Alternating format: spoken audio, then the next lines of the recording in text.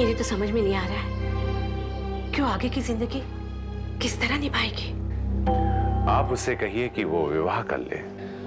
कह सुनकर तो मैं हार गई। कितनी बार कहा कि शादी कर लो, घर बसा लो, लेकिन वो मानती नहीं। अपने पुत्र कर्ण के सिवाय उसकी कोई कामना आकांक्षा नहीं है। अपने अधिकार उसे समझाइए देवी। समझा समझा कर मैं थक गई। शादी करेगी तो ठिकाना मिल जाएगा और फिर धीरे धीरे कर्ण से भी ध्यान हट जाएगा। मेरी नजर में उसके लिए एक लड़का भी है। अच्छा, तो आपने अपनी ओर से पूरी तैयारी कर ली है? वो इसलिए क्योंकि मैं जानती हूँ आश्रम से निकलकर एक अकेली औरत का जीना बहुत मुश्किल होता है। तो आपने कुंती के लिए कौन सा लड़का चुना है? आप उसे जानते हैं? कौन? आपका शिष्य हिम्मत। हिम्मत? क्यों? हिम्मत कुंती के लिए ठीक नहीं रहेगा? जिसका अपना ठौर ठिकाना नहीं, वो भला कुंती को क्या आश्रय देगा? लेकिन आपने हिम्मत को ही क्यों चुना? और नहीं तो क्या, एक कुंवारी माँ जो किसी और के बच्चे की माँ बन चुकी है, उससे क्या कोई सेठ साहूकार का रिश्ता आएगा? देवी, किंतु हिम्मत की जो दशा है, न सोने का ठिकाना, न खाने का ठिकाना, न उसकी अपनी कोई छत है, वो भला घर क्या बसाएगा? एक दूसरे के भाग्य मिलते हैं तो ठिकाना बन जाता है। और फिर हिम्मत सीधा और सज्जन है, कुंती को किसी बात की तकलीफ नहीं होगी। हिम्मत से आपने बात की? अभी तक तो नहीं की, लेकिन बहुत जल्द करना चाहती हूँ। मैंने उसे यहाँ बुलाया था, लेकिन अभी तक आया नहीं। तो क्या मैं हिम्मत से बात कर लूं? जैसा आप उचित समझे। मैं चलता हूं। नमस्ते।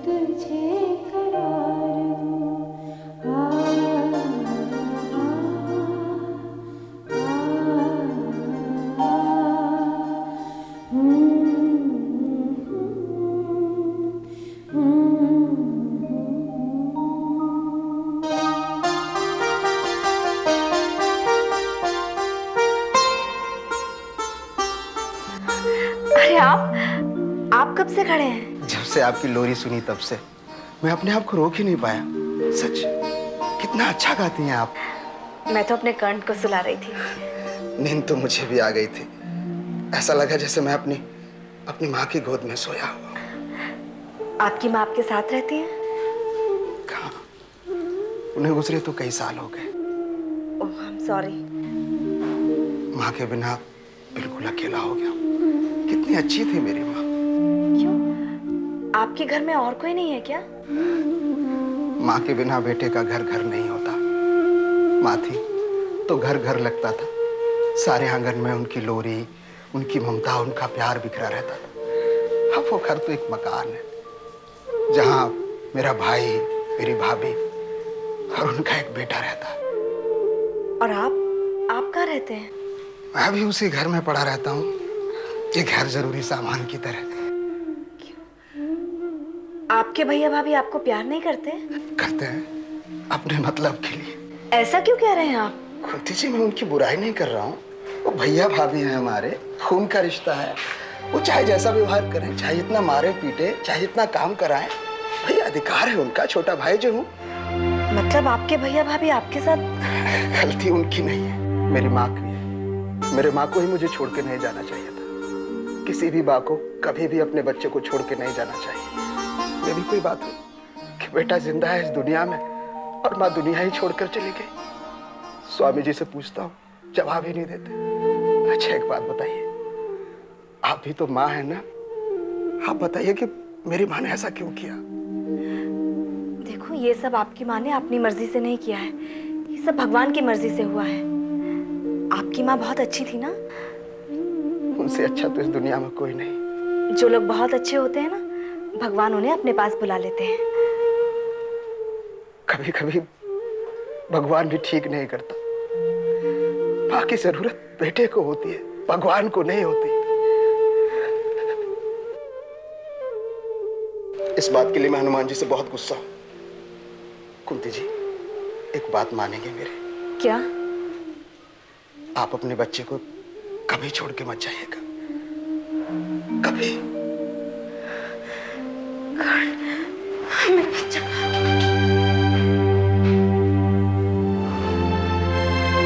अरे बाप रे, वो तो स्वामी जी से मिलने आया था। दीदी नमस्ते। अरे हिम्मत, तुम अब आ रहे हो? कहाँ रह गए थे? दीदी मैं था तो आश्रम में। आश्रम में तुम कहाँ थे? स्वामी जी तुम्हारी राह देखकर चले गए। चले गए? मैं तो उन्हीं से मिलने आया था। उन्हें कहीं जल्दी पहुंचना था, इसीलिए चले गए। आओ बैठो। गड़बड़ हो गई ना, इसीलिए कहते हैं ना कि जो काम करने आओ पहले वो करो। आया था स्वामी जी से मिलने, पर कुंती जी इतनी प्यारी लोरी गा रही थी कि उनके कमरे में चला गया। कुंती तो आजकल अपने बच्चे की दीवानी हो गई है, उसे हर वक्त सीने से लगाए घूमती रहती है। माँ है ना, बच्चे से प्यार होना स्वाभाविक है। अच्छा एक बात बताओ हिम्मत। जी दीदी। तुम्हें कुंती कैसी लगती है? जी बहुत अच्छी। उनसे अच्छा तो इस आश्रम में कोई है ही नहीं। स्वामी जी कहते हैं बहुत तेजस्वी लड़की है। तुम भी तो अच्छे हो हिम्मत। अरे कहाँ दीदी, मेरी तो कोई तारीफ भी नहीं करता, मैं किस लायक। आप भी दीदी। ऐसी बात नहीं है, तुम्हारी अपनी खूबियां है। और सबसे बड़ी बात, तुम स्वामी जी के परम शिष्यों में से एक हो। हाँ, मैं उनका बहुत आदर करता हूँ और वो मुझे बहुत प्यार करते हैं। हिम्मत, कई दिनों से मैं एक बात सोच रही थी, तुम्हारा आगे अपनी जिंदगी में इरादा क्या है? इरादा? कैसा इरादा दीदी? मैं समझा नहीं। यही कुछ शादी वादी के बारे में सोचा है या स्वामी जी की तरह सन्यासी हो जाओगे? दीदी स्वामी जी कहते हैं कि अभी मेरी उम्र सन्यास की नहीं है। तो फिर शादी क्यों नहीं कर लेते? शादी? दीदी कैसी बातें करते हैं आप, ना शक्ल ना सूरत ना काम धंधा, भैया के सर पे बोझ बना बैठा हूँ। अरे तुम्हें कौन मुझसे लड़की शादी करेगी? तुम लड़के की चिंता छोड़ दो, तुम मुझे सिर्फ इतना बताओ, तुम शादी करना चाहते हो या नहीं? घर बसा लो तो बाकी सब चीजें अपने आप ठीक हो जाएगी। लेकिन दीदी स्वामी जी कहते हैं कि शादी ब्याह हमारे हाथ में नहीं, ये ऊपर से तय होके आता है। ऊपर वाले ने तुम्हारे लिए एक लड़की भेजी है। क्या? सच्ची दीदी? अब बताओ, उस लड़की से मैं तुम्हारे रिश्ते की बात करूं या नहीं? मेरे ख्याल से तुम दोनों की जोड़ी अच्छी रहेगी। दीदी मैं सोच के बताऊंगा, अभी भैया के बच्चों को स्कूल छोड़ने जाना है। ठीक है, जल्दी सोच कर बताना। अच्छा नमस्ते दीदी। नमस्ते।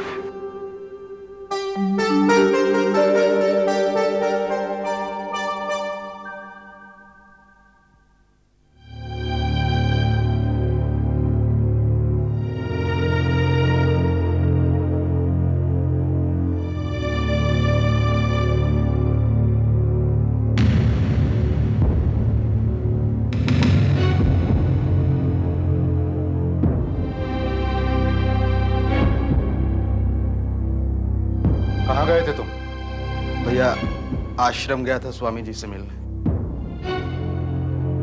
किससे पूछ के गए थे? किससे पूछता, मैंने जरूरत नहीं समझी। हाँ? देखा आपने, जिसे आप गधा समझते थे उसके सर पे तो सिंग निकल रहे हैं। एक बात मेरी कान खोलकर सुन लो, आज के बाद मुझसे पूछे बिना इस घर की दहलीज के बाहर तुम कदम नहीं रखोगे, वरना मैं तुम्हारी टांगे तोड़ दूंगा। इस घर में रहना है तो कायदे से रहो। हाँ हाँ, तुम ही तो कहते थे मेरा छोटा भाई है, मेरा सगा भाई है, इसका हमारे सिवा दूसरा है ही कौन। लेकिन मुझे तो इसके दूसरे ही लक्षण नजर आते। भाभी ऐसा क्या कर दिया मैंने? आप हमेशा भला बुरा कहती रहती हैं। हाँ हाँ, मैं तो तेरी दुश्मन हूँ, पराए घर से आई हूँ ना। मुझे पता था कि मेरे किए धरे का कोई नाम नहीं होने वाला। अरे अब चुप ही करो ना। अरे क्यों चुप करूं? क्यों चुप करूं? अरे इसका दिया खाते हैं क्या? हमारे टुकड़ों पे पलता है और हम ही को आंखें दिखाता है। इतने सालों से हमारे ही दिया हुआ खा रहा है तो इतनी चर्बी है। अगर किसी लायक होता तो पता नहीं क्या करता। लेकिन मत, मैं तो बर्दाश्त कर लूंगा, लेकिन तेरी भाभी कभी बर्दाश्त नहीं करेगी। मैं क्यों बर्दाश्त करूं? क्यों बर्दाश्त करूं? हाँ, उसी को बोल रही हूँ। इसका दिया खाते हैं जो बर्दाश्त करूं। अरे हमारे ऊपर तो एक बोझ बन गया है। इस घर को घर नहीं होटल समझता है। कभी भी आता है, कभी भी जाता है। देखो, इसके बाद ये कभी नहीं चलेगा हिम्मत। भैया क्या मैं अपनी मर्जी से कहीं आ जा भी नहीं सकता? जब एक बार मैंने तुझे कह दिया कि नहीं, तो इसका मतलब है नहीं। समझा? आपने खाना खा लिया? हाँ। अभी मुझे बहुत जोर से भूख लगी, कुछ खाने को दो ना। हाँ हाँ, बड़ी मेहनत करके आ रहा है लल्ला हमारा। कुछ नहीं है घर में खाने को, पानी पीना और सो जाना। अब क्या यहाँ खड़े खड़े इसकी आरती उतारोगे? चलो ना।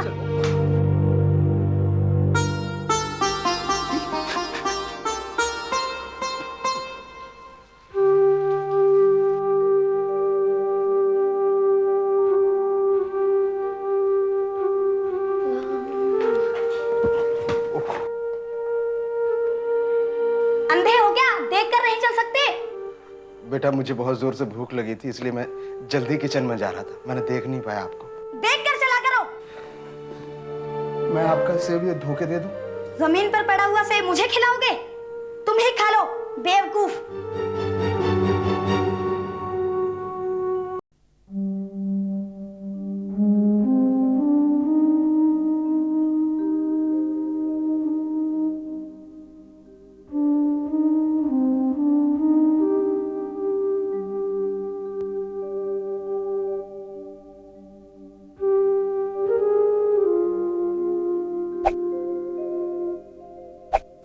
क्या हुआ प्रभा?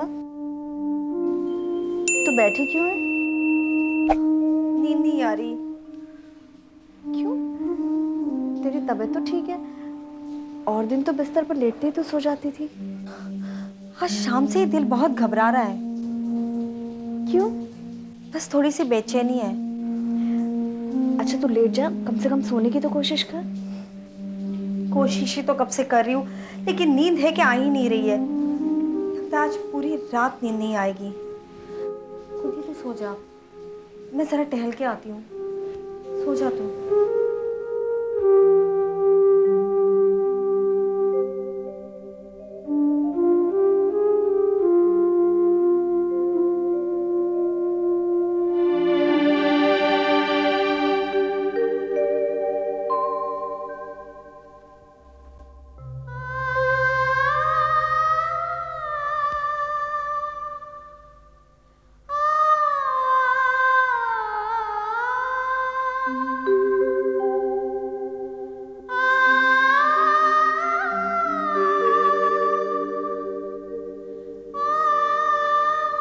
प्रभा दीदी, आप इस वक्त यहाँ खड़ी हैं? तू इस वक्त यहाँ क्या कर रही है? मैं तो अक्सर रात को यहाँ आकर अपने बच्चे से बातें करती हूँ। दीदी, अब तो ये अपने हाथ पैर भी मारने लग गया। क्या बात है दीदी, आज आप बहुत परेशान हो? नहीं, कोई बात तो है। मैंने तो हमेशा आपको हंसते और बातें करते हुए देखा है। कभी कभी अपनी हंसी भी अपने से रुक जाती है। दीदी, मुझे आपके बारे में कुछ नहीं पता। बताइए ना कि आपके साथ ऐसा क्या हुआ जो आपको भी इस आश्रम में आना पड़ा? माया, इस आश्रम में आने वाली हर औरत की कहानी एक ही है। सिर्फ उस कहानी के किरदार अलग अलग हैं। सांस लीजिएगा, थोड़ा और तेज, थोड़ा तेज। ठीक है। डॉक्टर साहब, इन्हें ये रह रहे कि क्या हो जाता है, कभी कभी बुखार से बदन जलने लगता है तो कभी कभी बेचैनी बढ़ जाती है। इनके खाने पीने में थोड़ी परहेज करनी पड़ेगी। लेकिन ये खाते ही कहाँ है, 1 महीने से ऊपर हुआ, बस 2-4 दिन छोड़कर ऐसे ही लेटे हैं।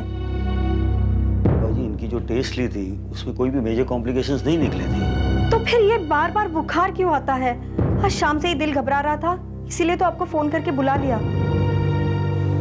अब आप कैसा महसूस कर रहे हैं चंद्रकांत जी? सीने में जलन महसूस हो रही है और पसीना भी बहुत आ रहा है। डॉक्टर साहब, इनकी यह हालत देख के मैं तो घबराने लगी हूँ। घबराने की कोई बात नहीं है। अब जो दवाई चल रही है उसे हम डिसकंटिन्यू करते हैं और मैं एक दूसरी नई दवाई लिख के दे रहा हूँ, उसे आप मंगवा लीजिएगा। डॉक्टर साहब, ये ठीक तो हो जाएंगे ना? 2-4 दिन और इंतजार कर लेते हैं। अगर फिर भी इनका फीवर नहीं उतरा तो हमें इन्हें हॉस्पिटल में एडमिट करना पड़ेगा।